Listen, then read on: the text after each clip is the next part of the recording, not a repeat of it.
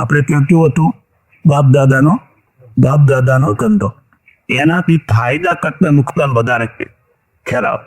મને આપણે વારન છે, હવે એને વંશ પરંપરા વારનનું જ કામ કરવાનું હોય અને ઘરા બાંધેલા હોય પાછા 15 કિલો 20 કિલો 12 મહિને આપી દે એટલે પેલો આમ ટપ કર્યા કરે.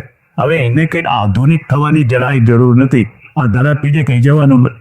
એટલે હવે આ ધંધો જો બાપ દાદાનો એનો કાયમ કરવાનો હોય તો પરિણામ એ આવે કે એની આર્થિક ક્ષમતા એક સીમિત થઈ જાય. વારણનો ધંધો કરીને તમે થરાદના નગરચેત ના થઈ શકો, એ દાંતણ વેચવાનો ધંધો કરીને તમે નગરચેત ના થઈ શકો. એટલે ધંધાની સાથે આર્થિક ક્ષમતા અને સૌથી વધારે નુકસાન તો પ્રતિષ્ઠા.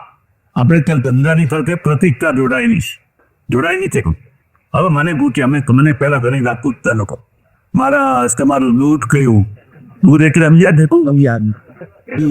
બાબુ બાબા થયા, હવે તો છોડો. પછી ઘણા વર્ષો પછી ખબર પડી કે મારા તો બ્રાહ્મણ છે. ભાઈ કહે તો તમે નાખો તોય ખબર પડે વિદ્યા તો બ્રાહ્મણ વિના હોય જ નહીં. પછી એનું સમાધાન કરી લે, આવી વિદ્યા તો બ્રાહ્મણ સિવાય બીજા કોઈનામાં હોય. ઠીક બરાબર છે, પણ ના કરે નારાયણને હું વાળંદ હોત તો લોકોને ખબર પડી જાય કે મારા તો આ વાળંદ તો બિચારો સારો કે મને ઠાકુર કહેવાય. તો એ કઈ એ નથી, પણ તોય કહું સારું કાંઈ જો કે જોન કાઢી કોઈ મારી તો દશા બેહાડી ગયા કે તમે કે એ ધંધાની સાથે જ્ઞાતિ જોડી દીધી અને જ્ઞાતિની સાથે પ્રતિષ્ઠા અને અપ્રતિષ્ઠા જોડી દીધી. એક જ્ઞાતિનું નામ પડે એટલે કોળીની કિંમત. માનો કે કોઈ વાઘરી છે ને, તો એકલા માત્ર બી પડે છારા કોમ છે વગેરે.